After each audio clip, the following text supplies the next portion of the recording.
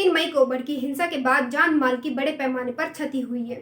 वहीं इस बीच मणिपुर के मुख्यमंत्री एन बीरेन सिंह ने अब तक के घटनाक्रम और हालात पर अपना बयान जारी किया है, जिसमें उनका कहना है कि जो भी लोग अभी हिंसा प्रभावित इलाके में फंसे हुए हैं उनको सुरक्षित जगहों पर शरण दी जाएगी।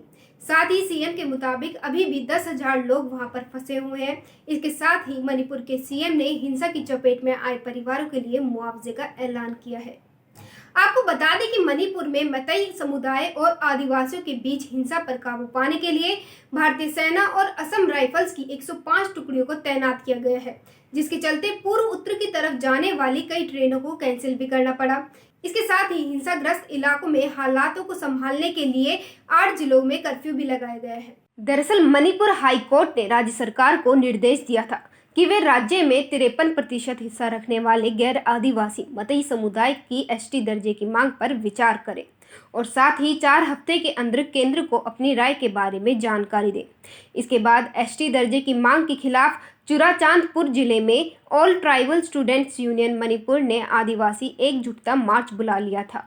इसी दौरान कई क्षेत्रों में हिंसा भड़क उठी और इम्फाल घाटी के अलावा कई हिस्सों में कई घरों को जला दिया गया।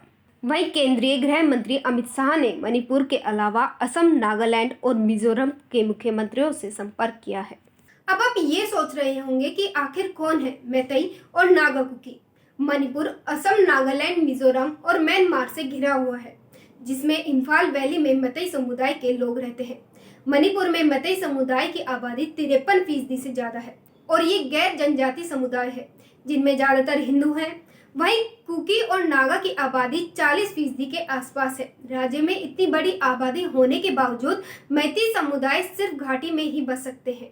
बता दें कि मणिपुर का 90% से ज्यादा इलाका पहाड़ी है और सिर्फ 10% ही घाटी है।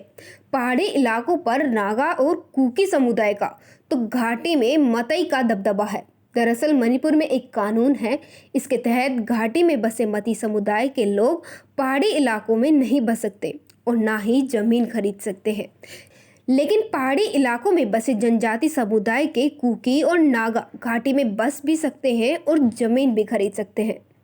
और अब पूरा मसला इस बात पर है कि 53% से ज़्यादा आबादी सिर्फ 10% इलाके में रह सकती है, लेकिन 40% आबादी का दबदबा 90% से ज़्यादा इलाके पर है। मैतेई को लंबे समय से अनुसूचित जनजाति यानी एसटी का दर्जा देने की मांग हो रही है, जिसमें पिछले महीने मणिपुर हाई कोर्ट के acting chief justice M V. Muralidharan ने एक आदेश दिया था। इसमें राज्य सरकार को मैतेई समुदाय को जनजाति का दर्जा दिए जाने की मांग पर विचार करने को कहा था। इसके बाद हाई कोर्ट ने सरकार को 4 हफ्ते का समय दिया था। मणिपुर हाई कोर्ट के इस आदेश के बाद नागा और कुकी जनजाति के समुदाय भड़क गए। मैतेई समुदाय को लंबे समय से अनुसूचित जनजाति यानी एसटी का दर्जा देने की मांग हो रही है, जिसमें पिछले महीने मणिपुर के high court acting chief justice M V. Muralidharan ने एक आदेश दिया था।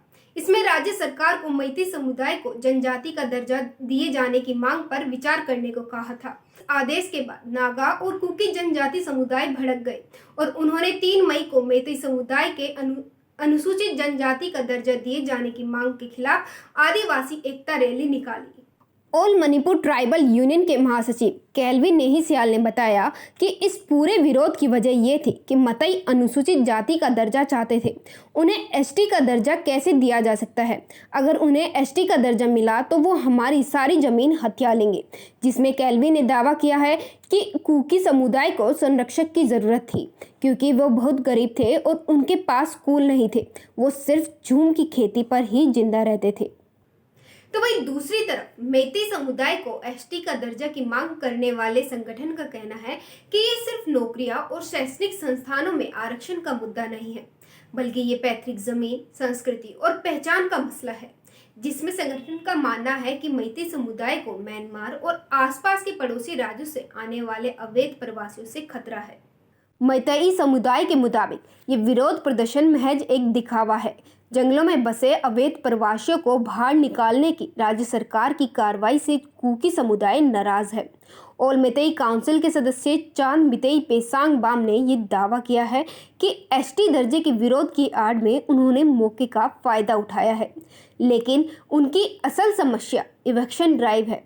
अवैध प्रवासियों को निकालने का अभियान पूरे मणिपुर में चल रहा है। पेसांग बाम की माने तो कुकी म्यांमार की सीमा पार कर यहां आए हैं और मणिपुर के जंगलों पर कब्जा जमा रहे हैं। इतना ही नहीं, कुकी को हटाने के लिए राज्य सरकार अभियान भी चला रही है।